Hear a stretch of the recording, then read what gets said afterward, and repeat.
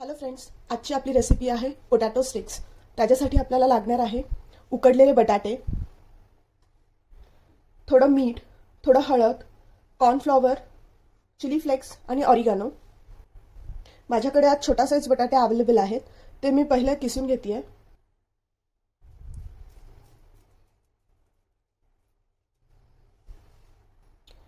अशा प्रकारे मी बटाटे किसून घेतलेले आहेत. तुम्हाला बटाट्यांचा अंदाज येण्यासाठी मी तुम्हाला सांगेल, 2 मीडियम साईज बटाटे तुम्ही इथे घेऊ शकता. त्यामध्ये मी आता कॉर्नफ्लॉवर ॲड करत आहे. 2 टेबलस्पून कॉर्नफ्लॉवर,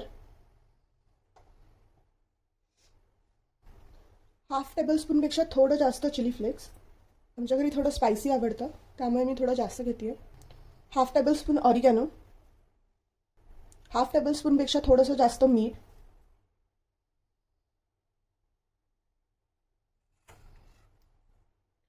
थोडीशी हळद.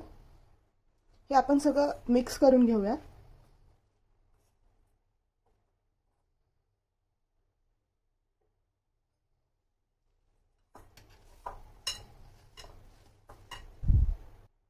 हे मिक्स करताना असं जाणवत आहे की याच्यात थोडं अजून कॉर्नफ्लॉवर लागणार आहे, त्यामुळे त्यात मी अजून हाफ स्पून कॉर्नफ्लॉवर घेते आहे.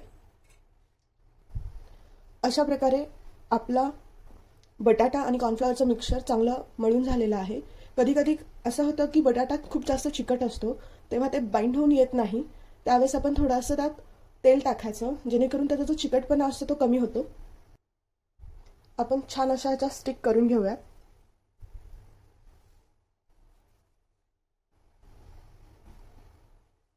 अशा प्रकारे आपल्या स्टिक्स रेडी आहेत, त्या आपण तळून घेऊयात. आपलं तेल छान असं तापलं आहे, त्याच्यात आपण आपले स्टिक्स टाकूया.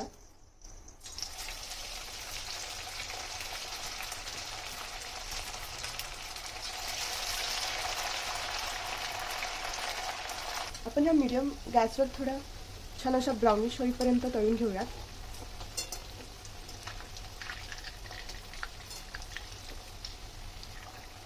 तुम्ही बघू शकता ह्यांचा हळूहळू कलर चेंज होतोय.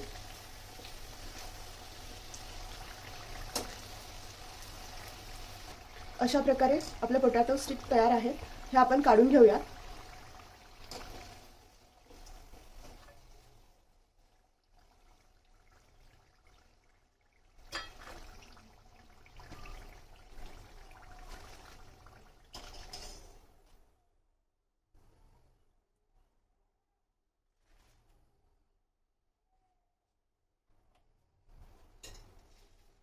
अशा प्रकारे आपले क्रिस्पी असे पोटॅटो स्टिक तयार आहेत.